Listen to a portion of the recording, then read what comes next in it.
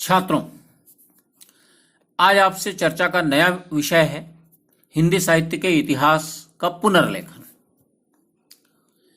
हिंदी साहित्य के इतिहास के पुनर्लेखन की आवश्यकता है, इस विषय में अनेक मत नहीं हो सकते। इसके दो स्पष्ट कारण हैं, जो स्वयं आधुनिक हिंदी साहित्य की पृष्ठभूमि में प्रख्यात इतिहास लेखक डॉक्टर नगेंद्र ने अपने इतिहास ग्रंथ में स्पष्ट किया है। वे कहते हैं कि इतिहास के पुनर्लेखन के दो स्पष्ट कारण हैं, एक साहित्य चेतना का विकास और दूसरा नवीन शोध परिणाम। प्रत्येक युग में साहित्य चेतना में निरंतर परिवर्तन या विकास होते रहते हैं। वर्तमान युग का साहित्य चिंतन वैसा नहीं है जैसा आचार्य शुक्ल के समय में था, या वैसी स्थितियां जो गारसादा तासी के काल में थीं। आज इन स्थितियों को बीते हुए कई वर्ष पूर्ण हो गए। अतः बदलते हुए समय के साथ, बदलते हुए युगीन संदर्भों के साथ साहित्यिक चेतना में, साहित्य के विकास या पाठकों के मनोविज्ञान में जो परिवर्तन आता है, ये परिवर्तन हिंदी साहित्य के इतिहास के पुनर्लेखन के लिए समीक्षकों को प्रवृत्त करता है। दूसरे कारण पर विचार किया जाए, नवीन शोध परिणाम, तो निश्चित रूप से पिछले दशकों में हुए निरंतर अनुसंधान के फलस्वरूप प्रचुर नवीन ऐतिहासिक सामग्रियां प्रकाश में आई हैं।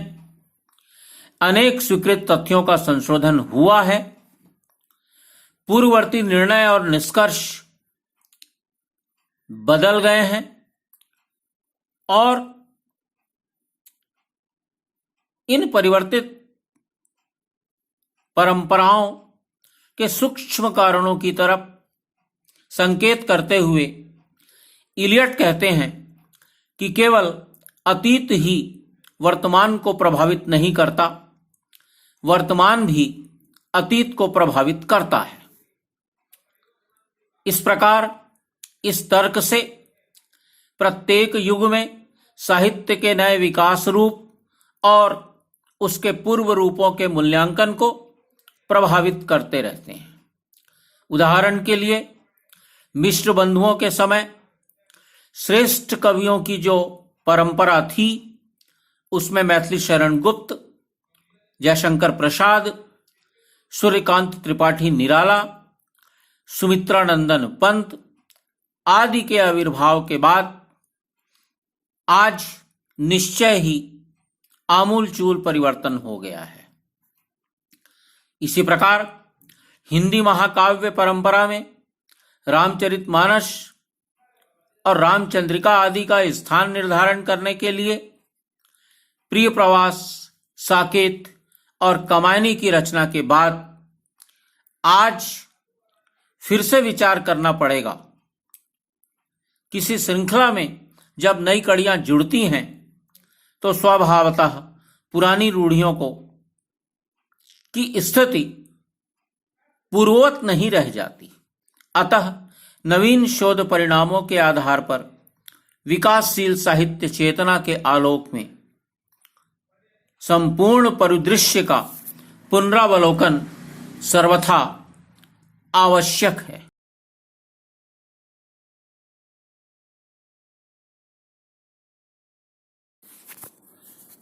छात्रों, अब विचार का विषय यह है कि हिंदी साहित्य के इतिहास के संदर्भ में दो मौलिक प्रश्न कौन कौन से हैं। पहला प्रश्न यह है कि हिंदी का स्वरूप विस्तार कहां तक है। इसी प्रकार दूसरा प्रश्न है, साहित्य की सीमा क्या है। आइए अब इस पर विचार करें। हिंदी के स्वरूप विस्तार का प्रश्न राजनैतिक कारणों से विवादित है।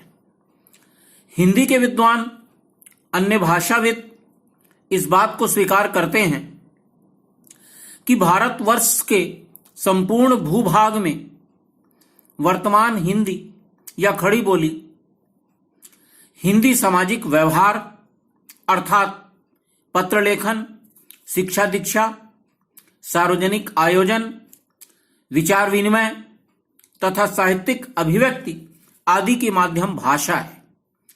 तो ये सारे के सारे हिंदी के प्रदेश हैं और इसके अंतर्गत बोली जाने वाली सारी भाषाएं हिंदी की उपभाषाएं हैं।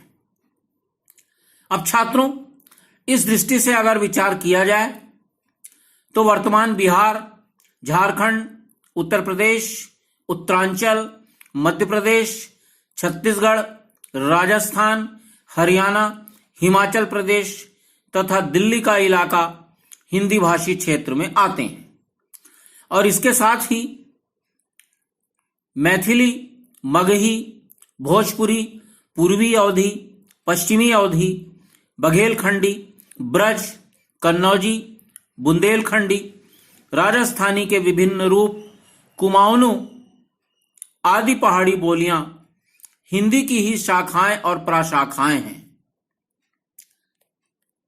एक दूसरा मत यह भी है कि हिंदी का अर्थ वर्तमान हिंदी या खड़ी बोली हिंदी ही है।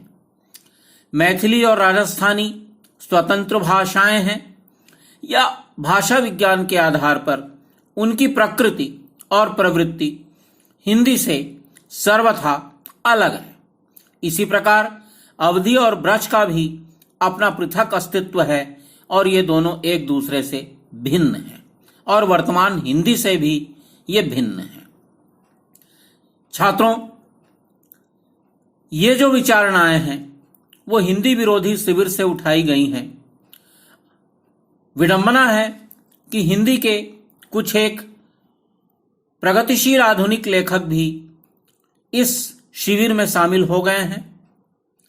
मैथिली को तो साहित्य अकादमी जैसी संस्था ने मान्यता ही दे दी है और उसके साहित्य के स्वतंत्र प्रकाशन और अध्ययन अध्यापन का क्रम चलने लगा है।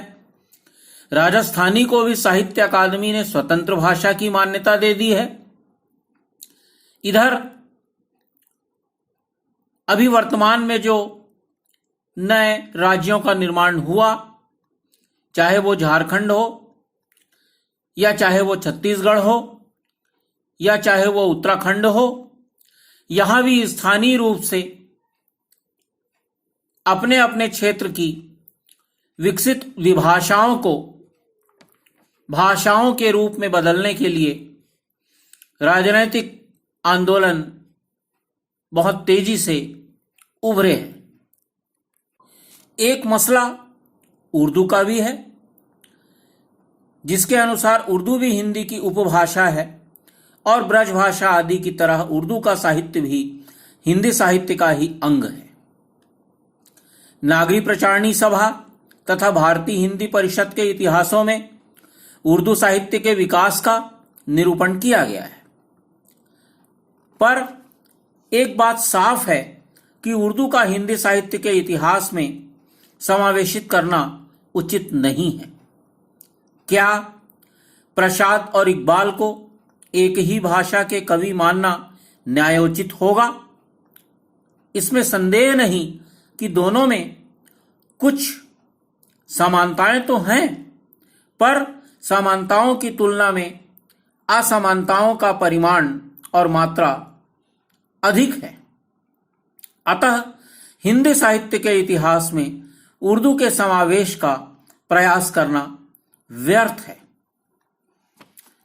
विद्यापति, चंद्र, नरपति नाल, पृथ्वीराज आदि कवियों को हिंदी साहित्य के इतिहास में निरंतर महत्वपूर्ण स्थान प्राप्त होता रहा है, परंतु भाषा की कठिनाई के कारण, साथ ही पर्याप्त शोध सामग्री का प्रकाशन न होने के कारण इन भाषाओं के कवियों, लेखकों तथा उनके कृतियों के साथ उचित न्याय नहीं हुआ। परवर्ती शोध के परिणाम स्वरूप इन दोनों भाषाओं का समृद्ध साहित्य प्रकाश में आया है और इसके विविध रूपों के पुष्ट उदाहरण मिलते हैं। इसी प्रकार पंजाबी साहित्य को भी हिंदी साहित्य के इतिहास में स्थान दिया जाना चाहिए। हिंदी की सही परिभाषा के अनुसार ये सारे के सारे हिंदी साहित्य के अंग माने जाएं, ये समीक्षकों की विचारधारा है। कुछ ऐसी ही शंका आदिकाल के हिंदी विषय में भी उठती है। उस समय की हिंदी का स्वरूप अपभ्रंश, डिंगल, पिंगल और सीमांतवर्ती क्षेत्रों में गुजराती, पंजाबी आदि भाषाओं के साथ इस प्रकार उलझा हुआ है कि हमारा इतिहासकार भी भ्रम में पड़ जाता है कि वह वस्तुतः भारतीय भाषाओं का उद्भव काल है, जिसमें प्रायः सभी के स्वरूप अनिश्चित और अस्थिर हैं। इसलिए हिंदी में भी कुछ एक पूर्ववर्ती, निकटवर्ती भाषा रूपों का अंतर्भाव और सम्मिलन हो जाना स्वाभाविक होगा। अतः इस विषय में अधिक शुद्धतावादी दृष्टिकोण को अपनाना लाजिमी नहीं है। व्यवहारिक दृष्टिकोण यही है कि ऐसे सभी रचनाओं को, जिनके अधिकांश भाषिक रूप हिंदी की उपभाषाओं के भाषिक रूपों से अभिन्न हैं, इन्हें हिंदी के अंतर्गत मान लेना चाहिए।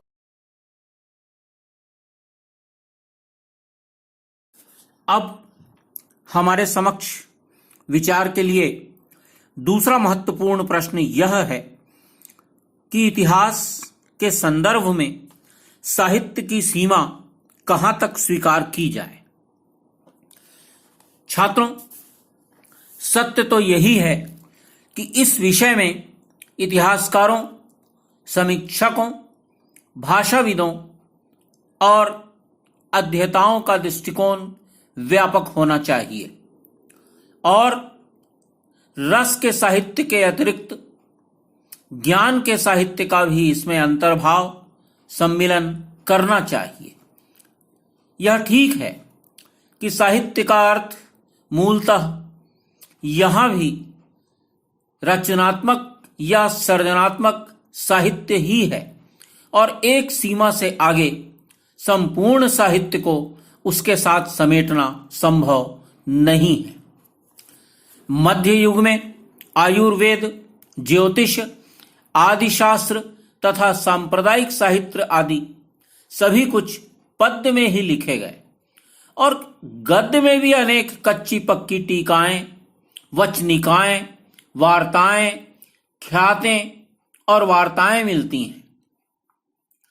इधर आधुनिक युग में ज्ञान विज्ञान के असंख्य ग्रंथों की रचना निरंतर हो रही है।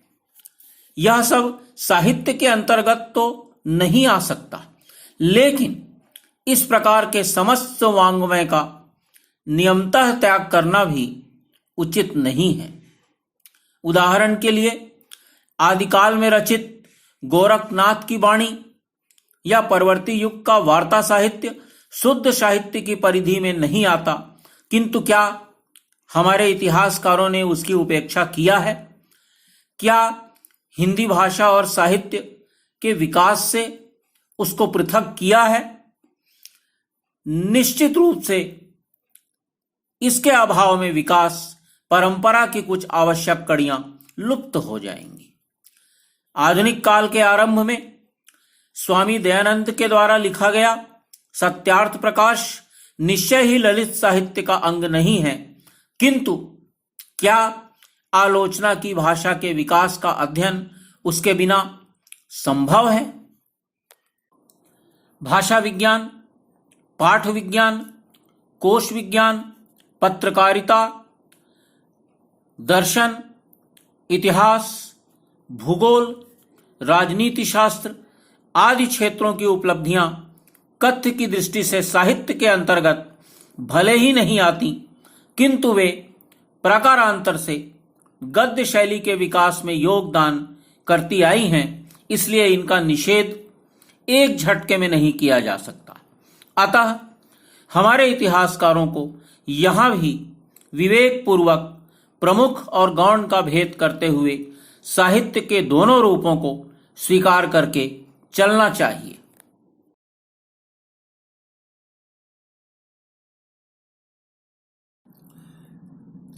इतिहास के पुनर्लेखन की दिशा में आधार स्रोत।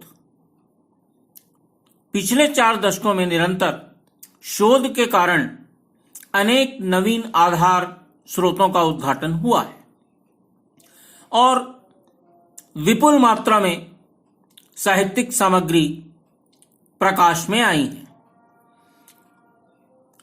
प्रारंभ में या इतिहास लेखन के प्रथम चरण पर अगर दृष्टि डाली जाए तो तत्कालीन समय में इतिहास के लेखन के आधार स्रोत या साधन सामग्री अत्यंत सीमित थे और पूर्ववर्ती इतिहासकारों को प्रायः सभा की खोज रिपोर्ट या विद्वानों के व्यक्तिगत प्रयासों और पांडुलिपियों पर ही या जन समुदाय के द्वारा प्राप्त सूचनाओं पर निर्भर होना पड़ता था।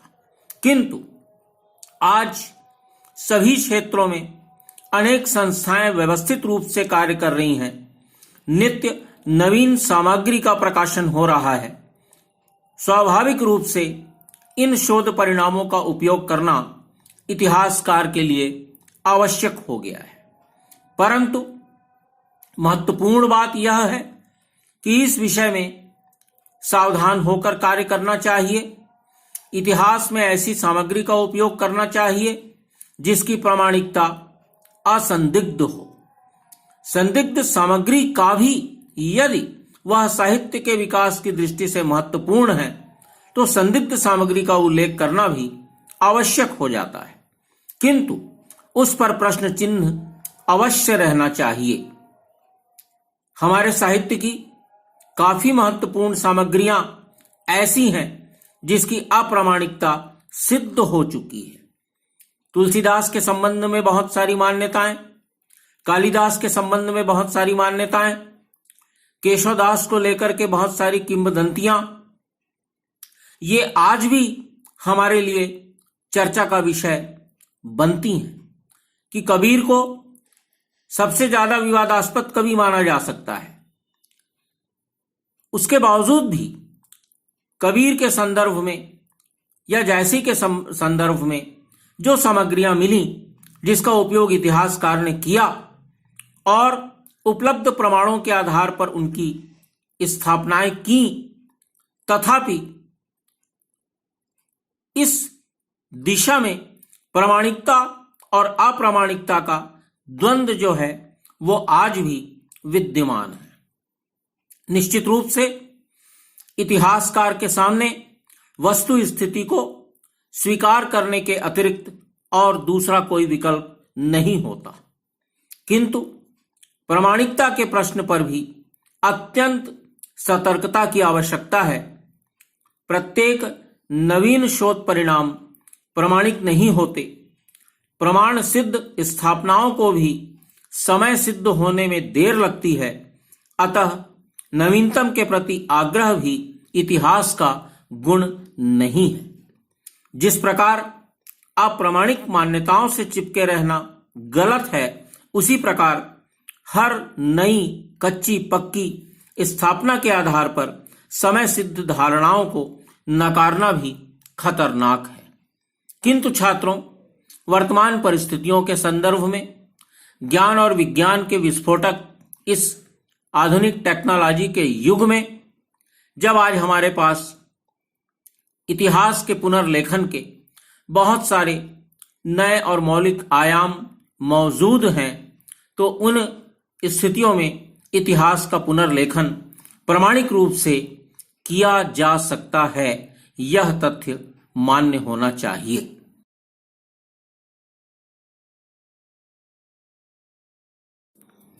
अब प्रश्न उठता है, इतिहास के पुनर्लेखन में मौलिकता की स्थापना है। इतिहास के क्षेत्र में मौलिकता का केंद्र बिंदु है परिकल्पना, अर्थात विकास की परंपरा का परिवर्तन। छात्रों, इतिहास लेखन वास्तव में ऐतिहासिक अनुसंधान का पर्याय नहीं है। जैसे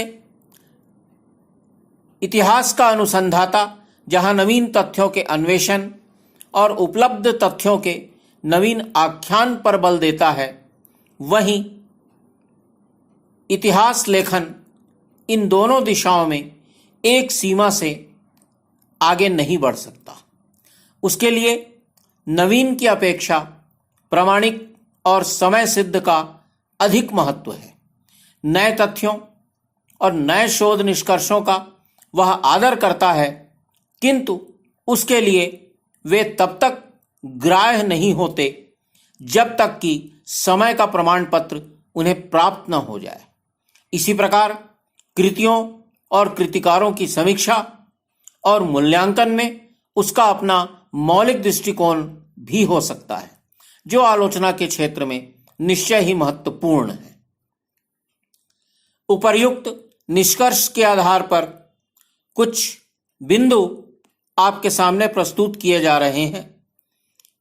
पहला बिंदु, नवीन शोध परिणामों और साहित्य चेतना के विकास को ध्यान में रख करके हिंदी साहित्य के इतिहास का पुनर्लेखन किया जाना चाहिए। दूसरा बिंदु, ऐतिहासिक दृष्टि और आलोचना शक्ति से युक्त एक लेखक यदि यह कार्य संपन्न कर सके तो उत्तम होगा।